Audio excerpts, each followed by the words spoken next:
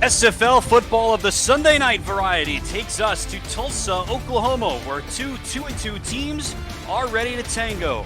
The newly christened Lucy Red Stadium in Tulsa, Oklahoma is the site of the 6th overall meeting between the Tulsa Desperados and the Queen City Corsairs. Completely agreed, and he's off and running here tonight with a gain of 6. Q steps and throws off his back foot, and now it's picked off. Is that who we think it is? You better believe it. The aforementioned Kappa Jones. 0 rushes for Jet Zero so far. The 26, again from this two-back set, Bruin into traffic and ripped away. A couple of Desperados were there defensively, and Miles Gibson has the pick. Inside linebacker battle so far.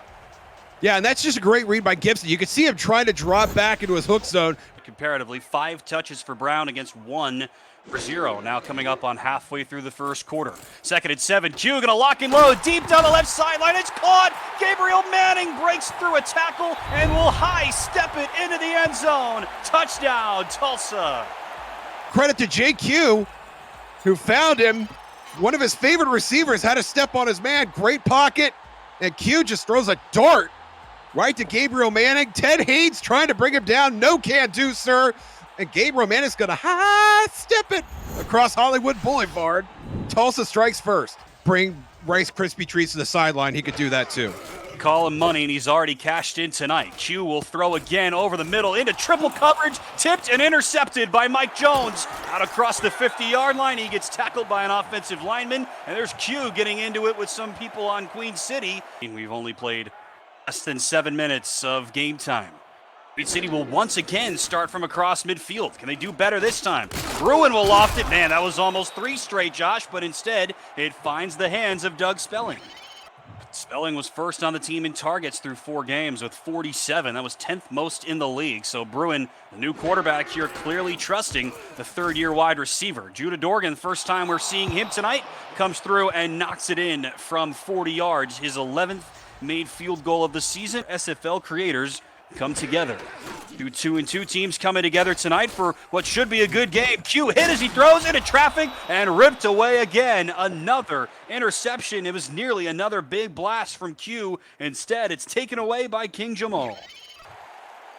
After a 2-yard gain, 57 yards from the end zone. Bruin off his back foot again. It's caught on the run by Matthew Jr. Away he goes. Tackled inside the 10-yard line, and a timeout coming from Queen City. Something out of nothing from James Matthew Jr. And having lost to Motor City in week 1 would be considered somewhat effective.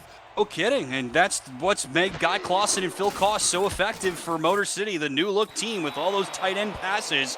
And with 2 seconds on the clock, Judah Dorgan will come in and hit his 2nd field goal, this from 26 yards. I'm going to scramble. I'm going to try and get the first down any way I can. Love to see it. 10 rushing yards for Q, 3 for Jet Zero. That was a dot. More traditional there from JQ. Baseline stats for Q this year are not good, but the fringe stats are actually solid, and they will run it on 3rd down. There's Douglas Brown. What can Brown do for you? It's a run on 3rd and 2 and another first down for Tulsa.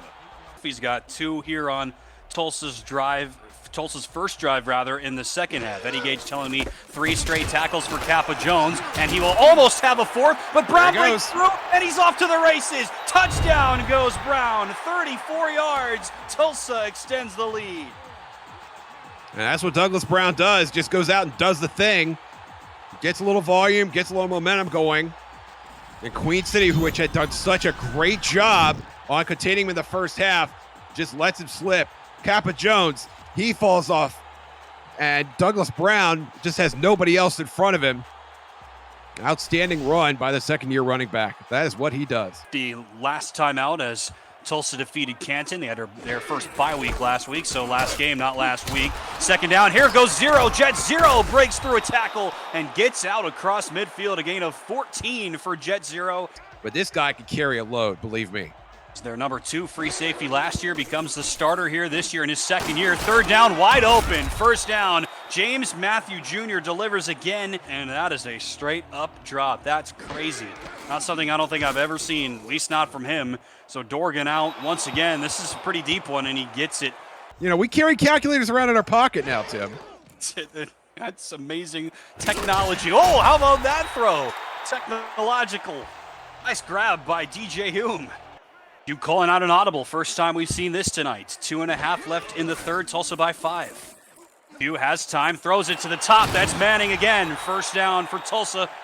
Thrown down after a gain of about 8 or so from Money Manning. He had 24 tackles through 4 games, so quick math, it's an average of 6 per game as Q's throw is high and caught past the first down line and right to the 10-yard line. Another tackle for Jones and a great catch for Justin Williams. And so Brooke Beisel will come on to attempt her first field goal of the night. Snap from Connor Davis, pressure applied, but Beisel nails the chip shot, good from 20. She is now 8 of 9 on her kicks this season. So there's no question about it. Spelling, Matthew Jr., and Powell, those are the big trio for Queen City, and they've lived up to that billing here tonight as well. And of 3 for 0, Bruin will throw, and on the sideline, Doug Spelling makes a diving catch for a first down.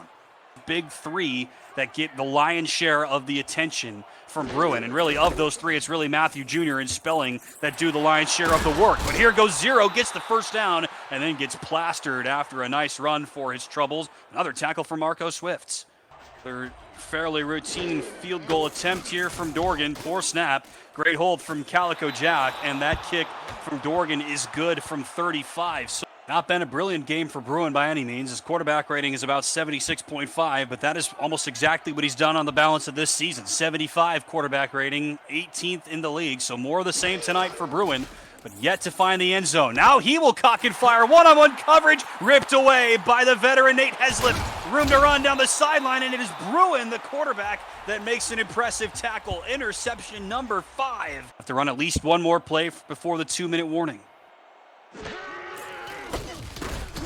There's the run for Brown. Running room, left tackle for Brown. What a run. Here he goes down the left sideline. They're leading on Seattle in the game that everybody wants to win. But now this one, here goes Brown. Running room, spin move on the right tackle. Douglas Brown will score. Second touchdown today for Douglas Brown. And that probably puts this game to bed. That they lost the turnover battle and still managed to come up with enough big plays to win the game. 1:15 left. That throw is picked off once again. Another turnover for Tulsa. Marco Swift has had a fantastic game, and he gets rewarded with a takeaway. Well, now they tied the turnover battle. They've made it 3 apiece now.